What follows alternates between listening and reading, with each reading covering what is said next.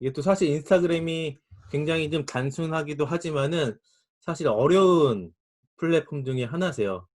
이게 뭐 블로그처럼 내용을 뭐 길게 장문으로 써가지고 설득을 시키는 것도 아니고 사실 사진 하나로 모든 걸 표현을 해야 되는 거기 때문에 굉장히 좀 단순하면서도 굉장히 어려운 채널이기도 합니다. 이걸 마케팅적으로 본다고 하면.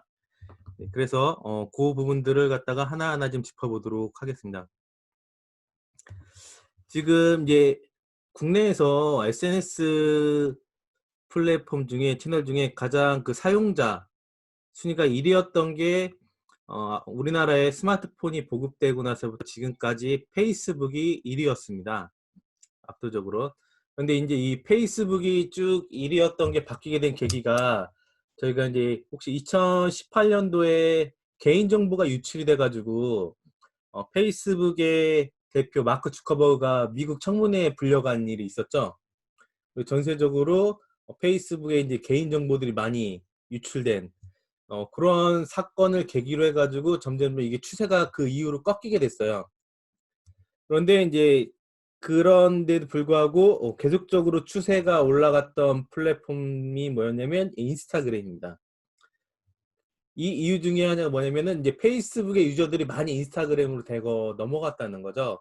그리고 지금 현재까지도 사람들이 계속 많이 몰리고 있는 상황입니다. 그리고 아무래도 좀 젊은 층들이 많이 사용하고 있기는 하세요. 한 30대까지. 그리고 이제 주로 비즈니스를 하시는 분들은 이제 페이스북을 많이 사용하긴 하죠. 그렇지만 지금 계속적으로 추세는 늘어나고 있기 때문에 같이 보셔야 된다. 네. 자, 그리고 앞부분에도 말씀드렸지만은 굉장히 사실 단순합니다. 기능적인 부분들은 뭐 이런 인스타그램 버튼이 뭐 5개, 6개 정도만 이렇게 파악하면 할 수 있을 정도로 굉장히 단순함의 최고치라고 할 수 있죠. 그리고 뭐 블로그처럼 뭐 키워드를 뭐 많이 뭐 잡아야 된다거나 아니면 텍스트 내용을 많이 넣을 필요도 없고 사진이나 짧은 영상을 올리고서 저희는 이렇게 댓글이나 좋아요로 소통을 하기만 하면 하는 채널이기 때문에 굉장히 좋고 이거는 뭐 대기업이나 소상공인 분들 모두 이제 인스타그램을 많이 하고 있습니다. 자, 그런데 이제 인스타그램에는 이제 이런 특징들이 있어요. 중요한 거 뭐냐면 네, 저희가 이제 인스타그램을 보시다 보면 굉장히 저희가 꼭 인스타그램만이 아니라 어떤 그 모바일에서 인터넷을 볼 때 보면 손가락으로 빠르게 넘기죠. 손가락으로 저희는 굉장히 빠르게 넘깁니다. 뭐 정보를 찾아볼 때 인스타그램도 마찬가지거든요. 이렇게 글들 사진들을 보면서 뭔가 눈에 띄는 게 있지 않는 이상 그 상태에서 그냥 넘어가게 돼 버립니다. 그렇다면 내 손가락을 멈추게 그리고 내 시선을 멈추게 하려면은 좀 더 시각적으로 흥미로운 그런 컨텐츠를 만드는 게 중요하거든요. 이미지 기반이니까. 또 하나의 특징은 뭐냐면 이런 자랑, 허세가 굉장히 가득한 그런 채널이기도 합니다. 또 관종이라고도 하죠. 남들한테 많이 관심을 받고 싶어 하기 위해서 사람들이 인스타그램에 사진이나 이런 영상을 올리는 특징이 있습니다. 이런 사진들 많이 보였을 거예요. 특히 뭐 외제차를 타고 있다고 하면 그냥 은근슬쩍 이렇게 뭐 키를 보여준다거나 아니면 그 자동차의 브랜드 마크가 보이게 아니면 뭐 유명 호텔에 가거나 뭐 유명 관광지에 갔을 때 사람들 의식적으로 이렇게 사진을 보여주는 게 있죠. 네, 이 사례 중에 하나를 보면은 혹시 블루보틀이라고 아시죠? 이 커피계 아이폰이라고 해가지고 이 블루보틀이 올해 초에 작년 초에 성수동에 들어왔어요. 근데 이건 뭐 특별하게 뭔가 광고를 하고 하지도 않았는데 이 커피 한 잔을 먹겠다고 사람들이 2시간 전부터 저렇게 줄을 서 있었습니다. 사람들이 보면. 네. 그런데 이제 이 사람들이 이렇게 줄을 서고 나서 하는 행동이 뭐냐면 이렇게 사진 올리는 걸 갖다 우선적으로 제일 많이 한다는 거죠. 사진. 네. 힘들게 줄 서가지고 제일 먼저 하는 게 이렇게 사진 올리는 겁니다. 그러니까 과시를 한다는 거죠, 사람들은. 네. 네. 그런 특징들이 있죠. 또 하나의 특징은 뭐 다른 채널도 마찬가지겠지만 표현법을 잘 맞추셔야 됩니다. 표현법. 톤 앤 매너라고도 하죠. 이 사진에 대한 표현, 글쓰기에 대한 표현. 혹시 인스타그램에서 써야 되는 글쓰기와 페이스북에서 써야 되는 글쓰기와 블로그에 대해서 써야 되는 글쓰기가 좀 각각 다르다는 걸 알고 계십니까? 인스타그램이. 이 표현법을 달리해야 된다는 거죠. 성별, 그리고 이제 세대별로 써야 되는 인스타그램에서는 이제 해시태그라고 있습니다. 이 관심사가 비슷한 사람들이 그 본문에 설명문에 쓰는 우물정자와 이제 내용적인 텍스트인 거죠. 혹시 그 인스타그램 해시태그 중에 JMT라고 아시는 분은 동그라미를 이렇게 해주시고요. 모르시는 분은 X로 해주십시오. 나는 JMT를 알고 있다. 최현주 대표님 알고 계시고, 홍초롱 대표님 알고 계시고, 박진성 대표님, 이현준 대표님 모르시고, 김옥선 대표님 아시나요? JMT 모르세요? 이강민 대표님 모르시죠? 네, 그렇기 때문에 이 표현법이 굉장히 중요하다는 거죠. 그래서 예를 들어서 이제 마케팅을 하는 데 있어서 내 고객층이 학생이다, 고등학생이나 아니면 대학생들이다, 젊은 층들이라고 하면은 거기에 맞는 해시태그 설명문도 달리해야 된다는 거죠. JMT라는 거는 우리가 이제 예를 들어 무슨 맛집 할 때 맛집 하잖아요. 그게 아니라 젊은 층들은 뭐 JMT, 뭐 존맛탱이라고 하죠. 그냥 맛있다를 갖다가 그렇게 달리 표현한다는 거죠. 그러니까 그런 표현법들 또한 중요하다. 또 하나의 중요한 게 반응률이 좋을수록 좋은 콘텐츠라고 합니다. 반응률이라는 거는 무조건 팔로워가 많다고 좋은 게 아니라요. 인스타그램에서 판단하는 거는 내가 예를 들어서 팔로워 수 대비 해가지고 좋아요와 댓글, 그리고 인스타그램에도 저장 기능이 있거든요. 그게 얼만큼 많은가, 그 비율에 따라서 이 게시글은 좋은 콘텐츠다, 나쁜 콘텐츠다 라는 거를 이게 판단을 하게 됩니다. 때문에 인스타그램은 이렇게 반응률이 좋아야 좋은 계정이고 좋은 콘텐츠라고 판단하고 있어요. 그래서 지금 현재는 이제 사람들이 많이 몰리다 보니까 인스타그램도 블로그에 대해서 혹시 저품질이라고 들어보셨죠? 좋지 않은 계속 글을 썼을 때 네이버 블로그 측에서 페널티를 매기는 걸 저품질이라고 하죠. 또 인스타그램도 마찬가지거든요. 지금 그 인스타그램 자체적으로 이 알고리즘이 작동을 하면서 뭔가 문제가 되는 게시글을 갖다가 페널티를 줍니다. 그렇기 때문에 이런 반응률, 그리고 이제 나는 계속적으로 좋은 콘텐츠를 블로그와 똑같이 써야 노출도 더 잘 되고 네이버 쪽에서도 이렇게 판단을 받게 되고요. 그러면서 점점점 팔로워가 늘어난다거나 뭐 그렇게 인스타그램 채널을 키울 수가 있죠. 자, 그럼 이런 채널들을 키움으로써 얻을 수 있는 게 또 하나 저희가 어떻게 보면 수익이죠. 이거를 통해서도 인스타그램만 잘해도 이제 돈을 벌 수 있다는 거죠. 제일 먼저 인스타그램은 이제 발견입니다. 내 브랜드를, 나라는 사람을, 모르는 사람을 알리게 될 때, 예, 그때 이게 인스타그램이 이제 그 역할을 하거든요. 그리고 이 발견은 인스타그램에는 이 추천 게시물이 있습니다. 이 추천 게시물이나 아니면 인스타그램 뭐 홈피드, 아니면 인스타그램에도 이제 광고가 붙죠. 그래서 인스타그램을 잘 보시다 보면 게시글이 한 3개 중에 하나 정도가 이렇게 스폰서 광고가 보이실 거예요. 이게 이 공식이 있어요. 인스타그램도 처음부터 이렇게 광고가 보이게 하면 사람들이 나가기 때문에 한 3개 정도의 하나의 광고를 붙이면 사람들이 나가지 않고 본다. 그런 통계치를 갖고 광고를 이렇게 노출시키거든요. 페이스북도 마찬가지입니다. 페이스북 그 뉴스피드를 쭉 보시다 보면 3개에 하나 정도 계속 이렇게 광고가 보이실 거예요. 뭐 그걸 통해서 이렇게 나라는 사람을 모르는 사람한테 이렇게 알려주게 된다는 거죠. 자, 그러면은 이 게시물을 알게 됐어요. 몰랐는데 내 브랜드를 알게 됐어요. 알게 됐는데 뭔가 내가 원하는 컨텐츠다, 내가 있었던 사진이라고 하면은 이 사람들은 흥미를 느끼고 이 내 프로필을 찾아가게 되고요. 그렇지 않으면은 이제 사람들은 이제 넘어가게 되거든요. 흥미를 느끼신 분은 반드시 이렇게 내 90% 이상이 인스타그램 프로필로 이렇게 넘어오게 됩니다. 그럼 이 프로필로 와가지고 사람들이 보는 게 이 부분이에요. 이 프로필의 메인 화면. 여긴 그러니까 나를 피하라는 내용들을 이 부분에 넣는 게 좋겠죠. 그 다음으로 보는 게 인스타그램 이 피드입니다. 그러니까 이 피드 구성도 중요하죠. 이 첫인상이 굉장히 중요하거든요. 그리고 또 살펴보는 게 홈페이지입니다. 여기 안에 이제 이 링크가 있죠. 이 사람이 뭐 하는 사람인지 살펴본다는 거죠. 자, 이렇게까지 살펴보고 나서 좀 더 이 사람한테 더 관심 있다고 하면 이 전체적인 게시물들 그리고 뭐 블로그나 이 사람의 홈페이지나 이런 내용들을 다 살펴보게 됩니다. 그래서 여기에서 또 다시 탐색을 하게 되죠. 탐색을 하게 되면 이렇게 내 브랜드의 네이밍을 검색하게 되고 또한 이렇게 해시태그도 검색을 하게 되고 또 그럼 이 상품이 진짜 좋은가? 그래서 이 타 유사 상품도 같이 검색을 한다는 거죠. 자, 이렇게 검색을 다 통해서 최종적으로 사람들은 이제 구매를 하게 된다는 거죠. 인스타그램에서는 이렇게 링크를 하나 이렇게 넣을 수가 있거든요. 여기에서 가장 구매 전환율이 높을 만한 것을 넣는 게 좋으세요.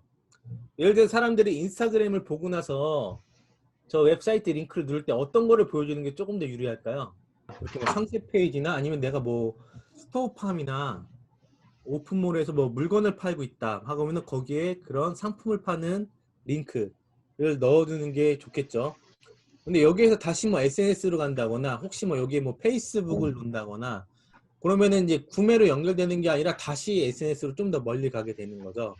네, 그렇기 때문에 요 부분에 네, 그렇죠. 뭐 결제 페이지를 넣는다거나 그래서 뭔가 액션을 취하기 위한 링크를 넣는 게 중요합니다. 저 부분에서. 자, 그리고 거기서 끝나는 게 아니죠. 이 사람들은 뭔가 좋거나 나쁘던 경험을 하면 반드시 SNS에 다시 누군가에 알리거나 공유를 하게 되어 있습니다.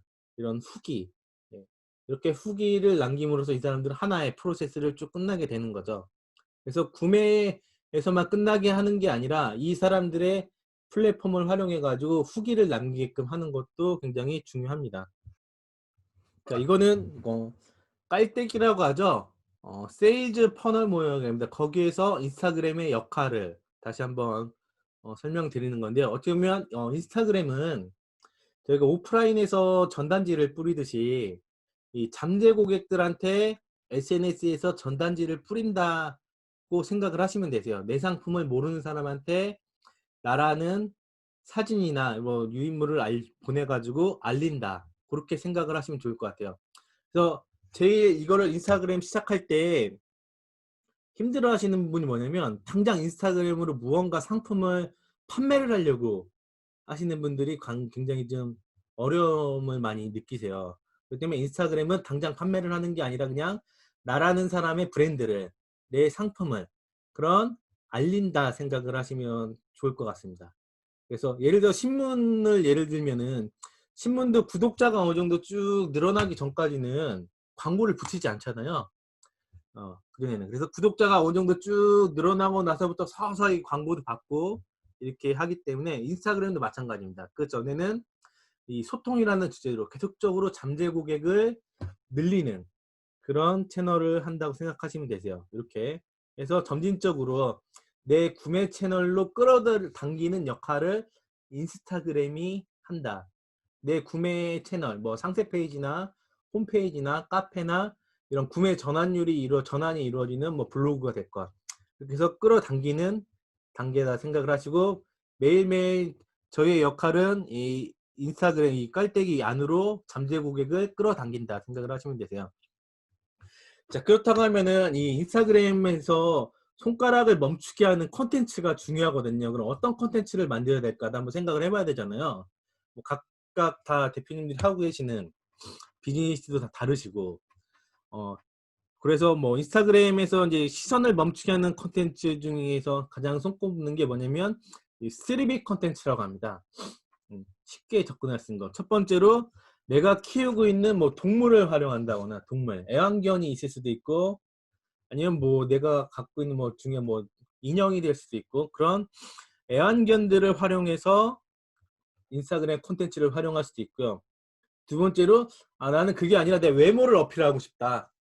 나는 내 외모를 어필해서 좀 더 사람들한테 시선을 끌고 싶다.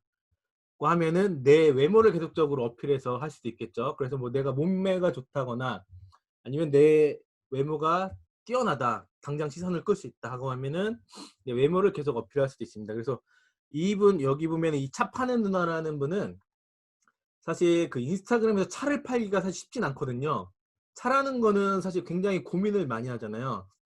뭐 특히 중고차 같은 경우도 쉽게 사람들이 사기가 쉽지 않고 고민을 한다고 해도 한 뭐 1년 이상 고민해서 사게 되는데 이분은 이 인스타그램을 통해서 이렇게 차를 팔고 있어요. 물론 여기에서 이제 자기 상세 페이지, 홈페이지나 블로그로 끌어당기는데 그 역할을 자기 외모를 어필해서 한다는 거죠.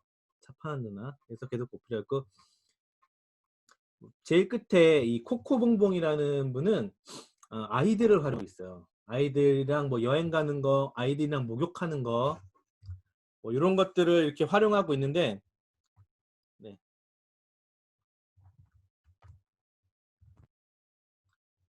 이분은 뭐 파는 분 같으세요?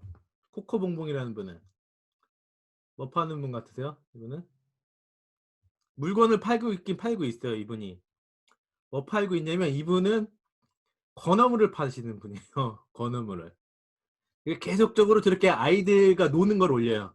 그래가지고 사람들한테 이제 경계를 허물게 시킵니다. 그래서 계속 소통을 해요. 그러다가 이제 아이들한테 건어물 하나씩 이렇게 들게 해요. 사진을 찍을 때. 이렇게.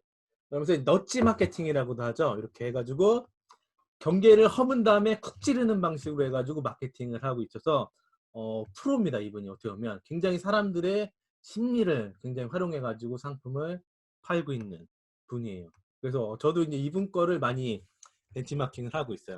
이분도 한번 계속적으로 소개를 해드리겠습니다. 또 하나의 중요한 거는 이런 사진 구도.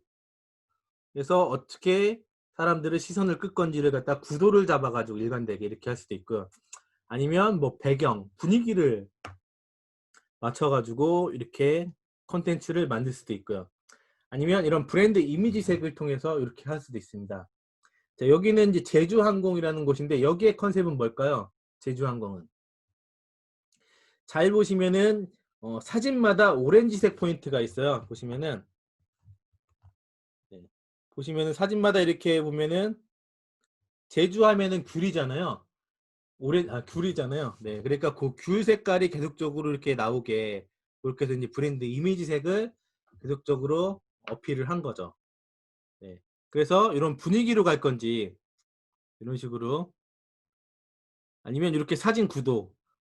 자, 이거는 뭐냐면 이분의 사례는 계속 손을 들고 이렇게 사진을 찍어서 이렇게 구도를 맞춘 거죠. 시선을 잡아가지고. 그래서 제가 이제 몇 가지의 이런 팁들을 이제 설명을 드릴 테니까 이제 거기에 맞춰가지고 한번 내 컨셉이 이게 맞겠다. 고 하면 딱 잡으시면 좋을 것 같습니다. 네, 이것도 이제 베이글 업체인데요. 이것도 마찬가지 구도를 저렇게 잡은 거죠.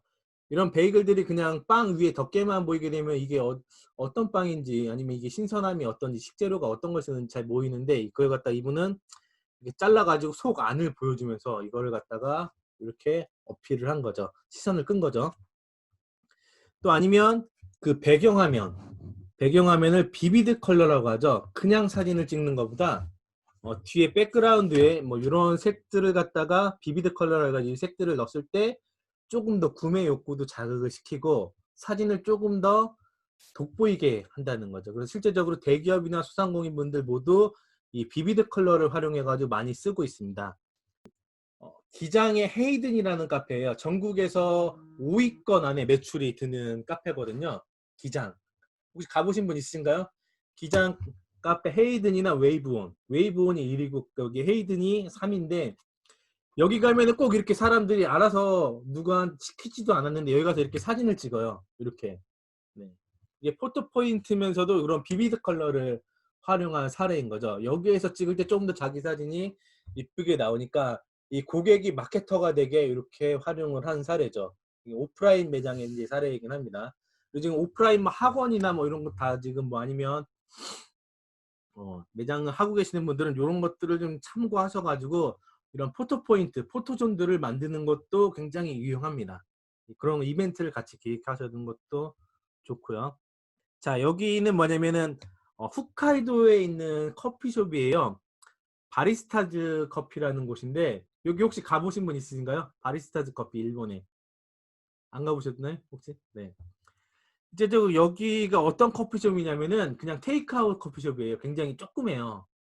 백다방보다도 더 조그만 커피숍인데 전 세계의 사람들이 다 여기 홋카이도에 가면 이 커피숍을 들려요.